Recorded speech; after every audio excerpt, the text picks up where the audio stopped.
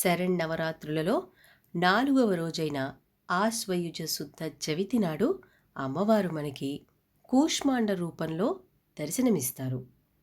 ఈ సర్వ జగత్తు సృష్టికి ముందు గాఢాంధకారం అలముకొని ఉండగా ఈ దేవి దరహాసవదనంతో బ్రహ్మాండాన్ని సృష్టించిందట.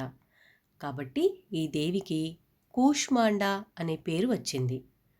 కూష్మాండ బలి అంటే గుమ్మడికాయ ఈమెకు ప్రీతికరం కాబట్టి కూష్మాండ అనే పేరు వచ్చిందని అభిప్రాయం కూడా ఉంది. సురా సంపూర్ణ కలసం రుధిరాప్లుతమేవచ దధనా హస్తపద్మాభ్యాం కూష్మాండ సుబధాస్తుమే అన్న శ్లోకంతో కనుక అమ్మవారిని ఆరాధించటం వల్ల రోగములు శోకములు నశించి ఆయురారోగ్యాలు వృద్ధి చెందుతాయని చెప్పబడుతోంది. ఈ రోజున అమ్మవారు ముక్తా విద్రుమ హేమనీల ధవళ వర్ణంతో ప్రకాశిస్తూ పంచముఖాలతో గాయత్రీదేవిగా దర్శనమిస్తుంది. ఈ దేవి సంధ్యావందనం అధిదేవత. ప్రతిరోజు త్రిసంధ్య సమయంలో 1000 సార్లు గాయత్రీ మంత్రాన్ని పఠిస్తే వాక్శుద్ధి కలుగుతుంది. అమ్మవారిని ఆరాధించి పూజించి అనంతరం రవ్వ కేసరి, పులిహోర, దద్దోజనం, కట్టు పొంగలి నైవేద్యంగా సమర్పిస్తారు. Hello friends, welcome to my channel. ఈరోజు మేము చేసుకోబోయే రెసిపీ టేస్టీ స్వీట్ రెసిపీ. ఇదే రవ్వ కేసరి. ఎప్పుడూ నార్మల్గా నీళ్ళతో చేసుకుంటారు, కానీ నేను చెప్పినట్టు ఎంతో సింపుల్గా ఈజీగా టేస్టీగా పాలతో ఎలా చేసుకోవాలో చూపిస్తాను. ఇది నేను చెప్పిన ట్రిక్స్ అండ్ టిప్స్ అన్నీ కరెక్ట్గా ఫాలో అయ్యి వీడియోని ఫస్ట్ నుంచి లాస్ట్ దాకా చూస్తే కనుక మీరు ఈజీగా సింపుల్గా ఎలా చేసేసుకోవచ్చో మీరే చూసేయచ్చు. సో ఫస్ట్ ఇక్కడ నేను ప్యాన్లో ఒక 2 టేబుల్ స్పూన్ నెయ్యి వేసుకొని స్టవ్ ఆన్ చేసేసుకుంటున్నాను.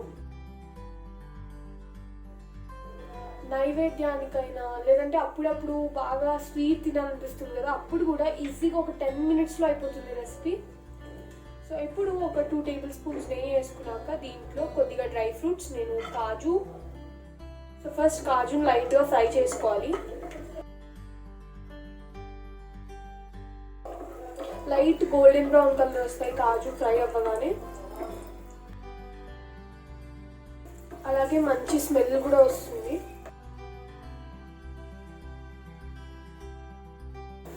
ఇప్పుడు దీంట్లో కొద్దిగా కిస్మిస్ ఉబ్బుతాయి, వేగగానే ఉబ్బుతాయి.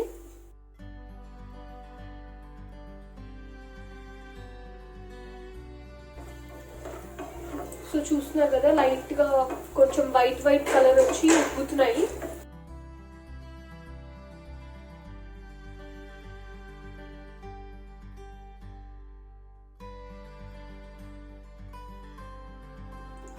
ఇప్పుడు నేను ఈ డ్రై ఫ్రూట్స్ని పక్కనకి ఒక బౌల్లో తీసేసుకొని ఇప్పుడు అదే నెయ్యిలో 1 కప్పు రవ్వ, సూజీ రవ్వ అంటారు దీన్ని, బొంబాయి రవ్వ అని కూడా అంటారు. సో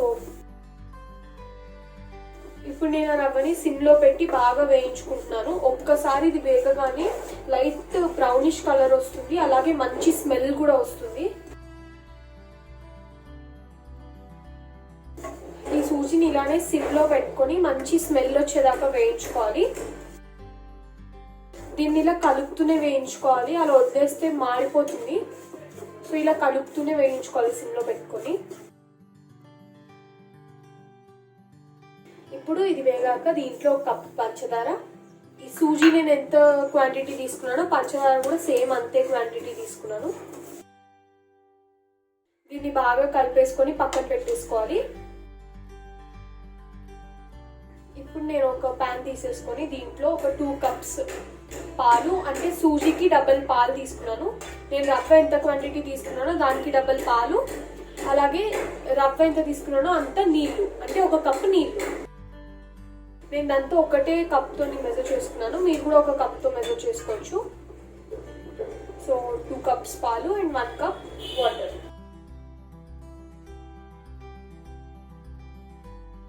వాటర్ కూడా వేసుకున్నాక ఇది స్వీట్ ఎక్కువ తినే వాళ్ళకి ఇంకొక 2 స్పూన్స్ షుగర్ యాడ్ చేసుకోవచ్చు.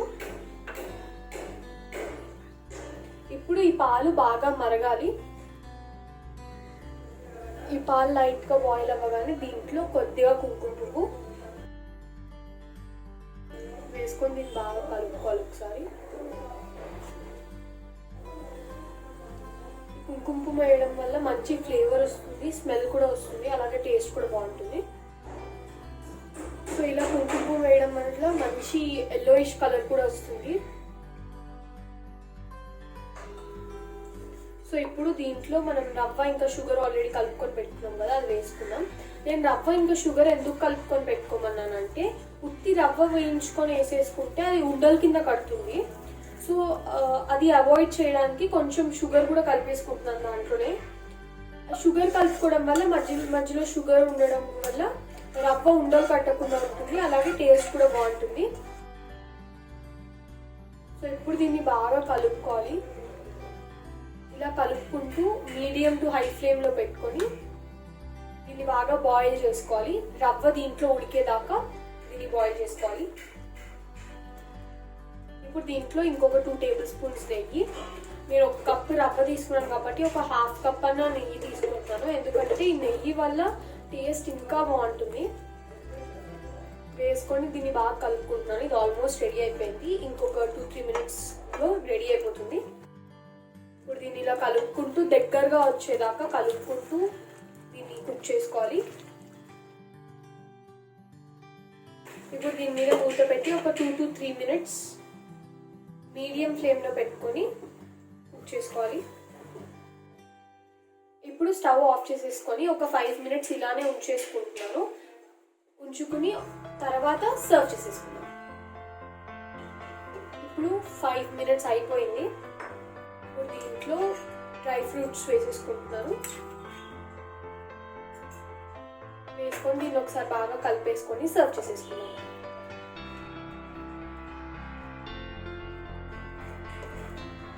చూస్తున్నారు కదా మన టేస్టీ స్వీట్ ప్రసాదం రెసిపీ రవ్వ కేసరి రెడీ అయిపోయింది. మీరు కూడా మీ ఇంట్లో తప్పకుండా చేసేసుకొని ఎలా ఉందో కామెంట్ సెక్షన్లో రాయండి. Hello foodies, welcome to my channel. ఈ రోజు మనం చేసుకోబోయే రెసిపీ దధ్యోజనం. Okay, let's start. ముందుగా నేను స్టవ్ ఆన్ చేసుకొని దీని మీద ఒక గిన్నె పెట్టుకుంటున్నాను.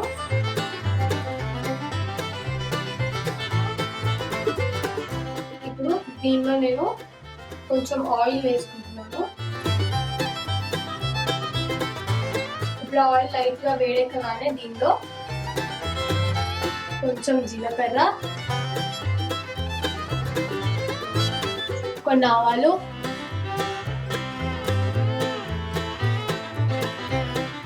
కొన్ని శనగపప్పు, ఇంకా కొన్ని మినపగుళ్ళు వేసుకుంటున్నాను. వేసుకొని దీన్ని కలుపుకుంటూ లైట్గా ఫ్రై అవ్వాలి.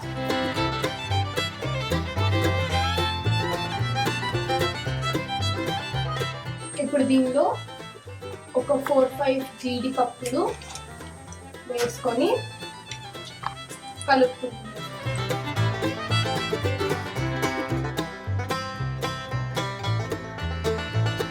ఇప్పుడు దానిలో 1 ఇంచ్ వరకు అల్లం తీసుకొని దాన్ని ముక్కల కింద చేసుకొని వేసుకున్నాను.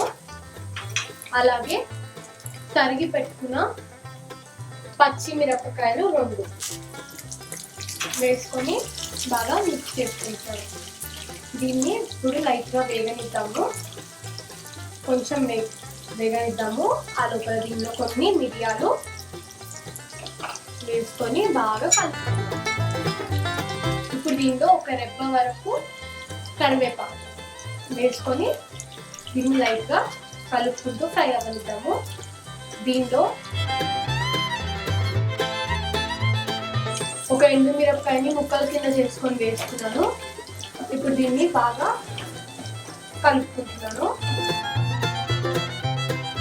దీన్ని లైట్గా ఫ్రై చేసుకుంటున్నాను.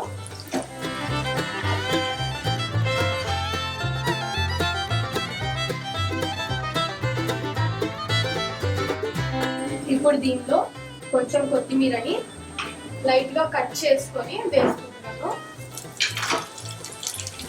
వేసుకొని బాగా కలుపుకుంటున్నాను.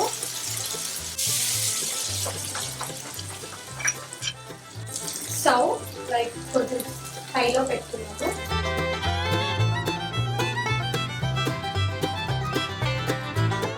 ఇప్పుడు దీన్ని కొంచెం కూల్ అవ్వనిద్దాం.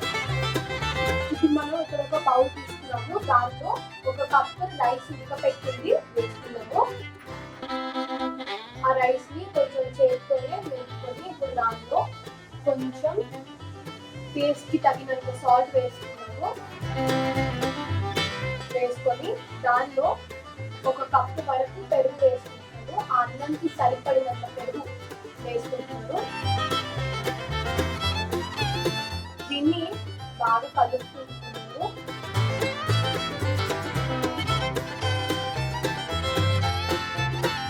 ఇప్పుడు నేను ఇలా బాగా కలుపుకున్న కర్డ్ రైస్ లో కొంచెం పాలు వేసుకుంటున్నాను. వేసుకొని దీన్ని కలుపుకుంటున్నాను. ఇప్పుడు ఇందాక మనం చేసుకున్న మిక్స్చర్ ని దీనిలో వేసుకొని కలుపుకుంటున్నాం. ఇందాక చేసుకున్న పోపుని దీనిలో వేసుకొని కలుపుకుంటున్నాం. దీన్ని బాగా కలుపుకోవాలి.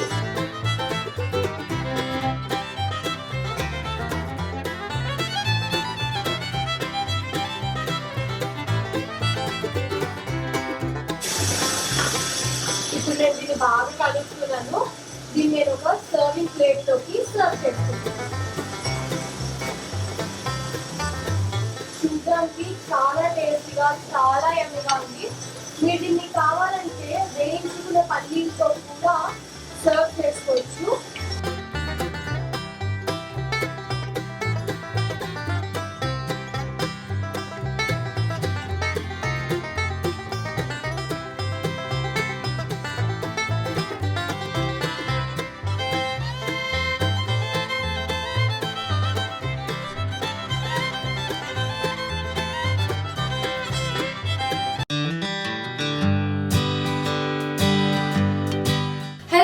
Welcome to my channel.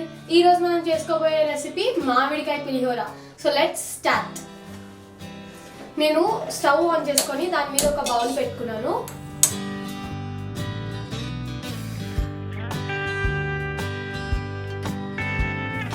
దానిలో ఫస్ట్ నేను కొంచెం ఆయిల్ వేసుకుంటున్నాను. ఆయిల్ వేడయ్యాక దీనిలో నేను కొన్ని పల్లీలు యాడ్ చేసుకుంటున్నాను.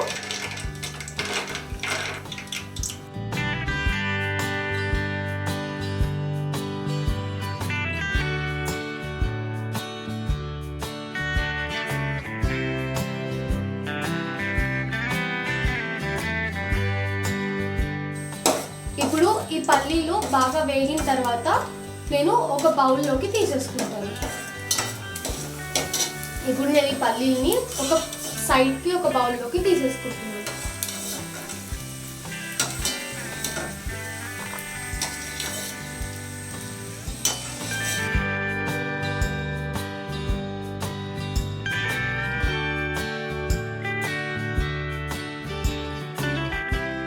ఇప్పుడు నేను ఇదే ఆయిల్లో కొన్ని మినపప్పు గింజలు,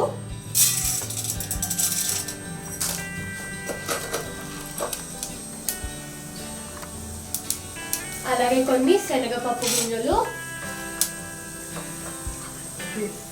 కొన్ని ఆవాలు, కొన్ని జీలకర్ర వేసుకొని లైట్గా వేగించుకుంటున్నాను. ఇప్పుడు దీనిలో ఒక 2 రెబ్బల కరివేపాకు ఆకులు,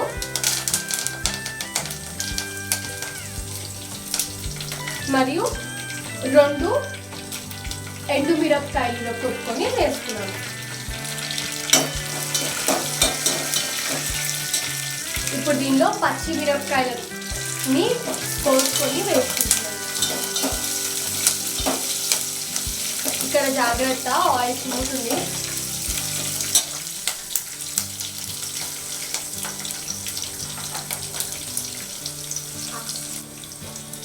కొంచెం పసుపు, కొంచెం ఇంగువ వేసుకొని బాగా కలుపుకుంటున్నాను.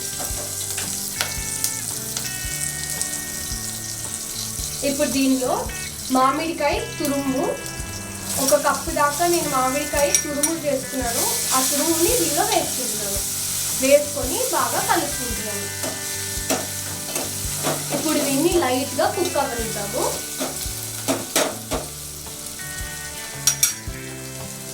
రుచికి సరిపడినంత సాల్ట్ వేసుకుంటున్నాను.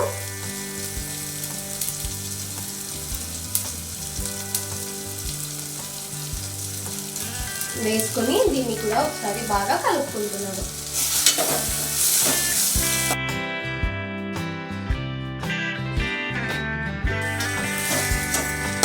ఇప్పుడు ఇది బాగా వేగింది. అలా వేగిన తర్వాత దీనిలో రైస్ వేసుకుంటున్నాను.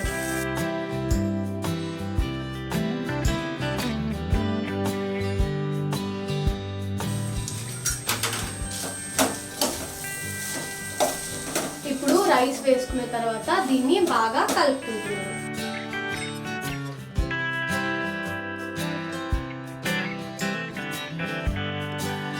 ఈ రైస్ ని ఉండలుగా ఉండకుండా మంచిగా మొత్తం ఈక్వల్ గా కలుపుకోవాలి.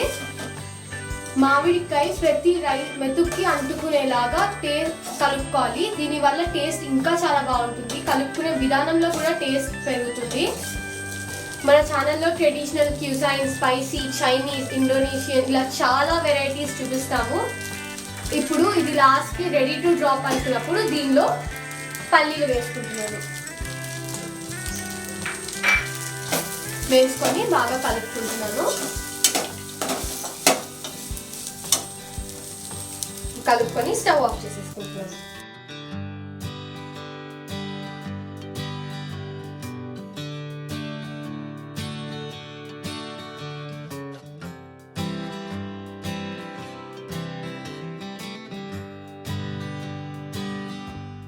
టేస్టీ మామిడికాయ పులిహోరని నేను ఒక సర్వింగ్ ప్లేట్లోకి సర్వ్ చేసుకుంటున్నాను. మీకు సింపుల్గా తక్కువ ఇంగ్రీడియంట్స్తో తొందరగా అయిపోయే రెసిపీస్ని కావాలంటే ఎవ్రీడే చేసుకునే ఇప్పి రెసిపీస్ కోసం మా ఛానల్ని తప్పకుండా సబ్స్క్రైబ్ చేయండి. చూస్తున్నారా, నేను మొత్తం సర్వ్ చేసుకున్నాను. చూస్తున్నారా, చూడడానికే భలే యమ్మీగా ఉంది రెసిపీ. బా ఎంత యమ్మీగా ఉంది తెలుసా. ఇది మస్ట్ ట్రై రెసిపీ. మీకు పక్కాగా రెసిపీ చాలా బాగుందండి. మీరు కూడా మీ ఇంట్లో చేసుకొని టేస్ట్ చేసుకొని ఎలా ఉందో కామెంట్ సెక్షన్లో రాయండి. Hello foodies, welcome to my channel. ఈరోజు మేము చేసుకోబోయే రెసిపీ టెంపుల్ స్టైల్ టేస్టీ కట్టె పొంగలి. ఇది ఎంతో ఈజీగా సింపుల్గా కుక్కర్లో ఎలా చేసుకోవాలో నేను మీకు చూపించేస్తున్నాను. మీరు ఈ వీడియో స్కిప్ చేయకుండా ఫస్ట్ నుంచి లాస్ట్ దాకా చూస్తే మీకు కూడా భలే ఈజీగా సింపుల్గా ఎలా చేసుకోవాలో అర్థమైపోతుంది. So let's get started. ముందుగా నేను ఇక్కడ స్టవ్ ఆన్ చేసుకొని ఒక కుక్కర్ గిన్నె పెట్టుకున్నాను. ఇప్పుడు దీంట్లో ఒక 2 టేబుల్ స్పూన్స్ నెయ్యి,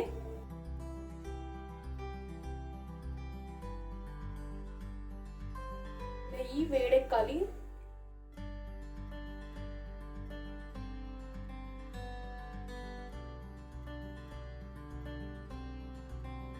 ఒక 1 టేబుల్ స్పూన్ జీలకర్ర,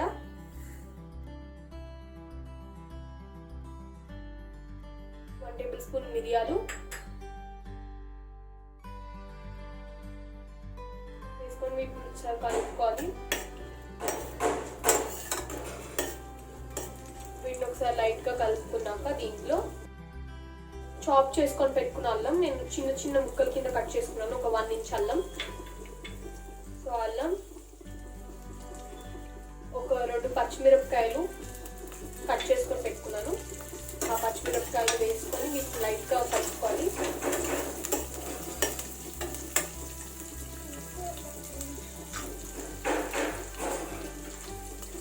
వేసుకున్నాక వీటిని ఒకసారి లైట్గా వేయించుకోవాలి.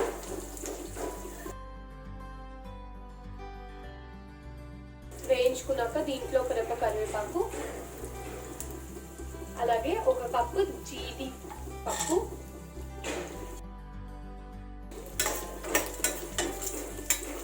అలాగే ఒక కప్పు కాజు, జీడిపప్పు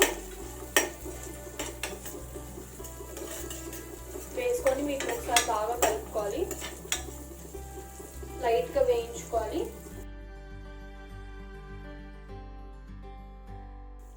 దీంట్లో 1 కప్ పెసరపప్పు, జీడిపప్పు 1 కప్ వేసుకోవాలని లేదు, అంటే మీ టేస్ట్ని బట్టి. జీడిపప్పు ఎక్కువగా ఇష్టం ఉన్న వాళ్ళు ఇంకొద్దిగా యాడ్ చేసుకోవచ్చు, తక్కువగా ఇష్టం ఉన్న వాళ్ళు కొద్దిగా యాడ్ చేసుకోవచ్చు. పెసరపప్పు వేసుకున్నాక ఒక 2 నిమిషాలు వేగనివ్వాలి. ఇప్పుడు దీనిలో 2 నిమిషాలు వేయించుకున్నాక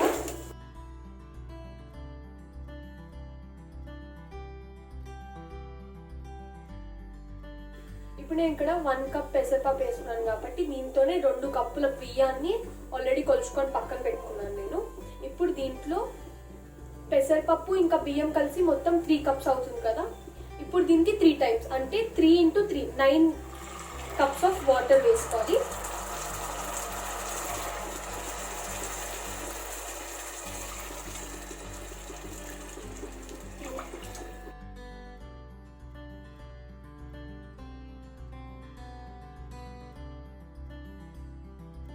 సో ఇప్పుడు 9 కప్స్ వాటర్ వేసుకున్నాక దీంట్లో రుచికి సరిపడినంత ఉప్పు, ఒక 1 టేబుల్ స్పూన్,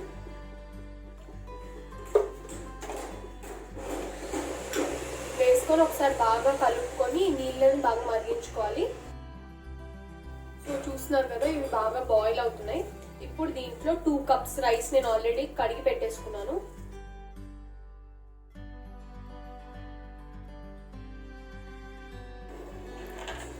పొంగల్లో కూడా ఒక 2-3 టైప్స్ ఆఫ్ వెరైటీస్ ఉంటాయి. ఇది టెంపుల్ స్టైల్ పొంగలి.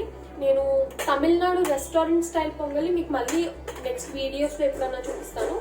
ఇప్పుడు నేను దీని మీద మూత పెట్టేసుకొని ఒక 3 విజిల్స్ వచ్చేదాకా వెయిట్ చేసి ఆ తర్వాత ప్రెషర్ పోయిన తర్వాత దీన్ని సర్వ్ చేసేస్తాను. సో ఇప్పుడు 3 విజిల్స్ వచ్చాయి, ప్రెషర్ మొత్తం పోయింది, మంచి స్మెల్ వస్తుంది అండ్ మన కట్ట పొంగల్ కూడా రెడీ అయిపోయింది. ఇప్పుడు మనం దీన్ని సర్వ్ చేసేసుకున్నాం.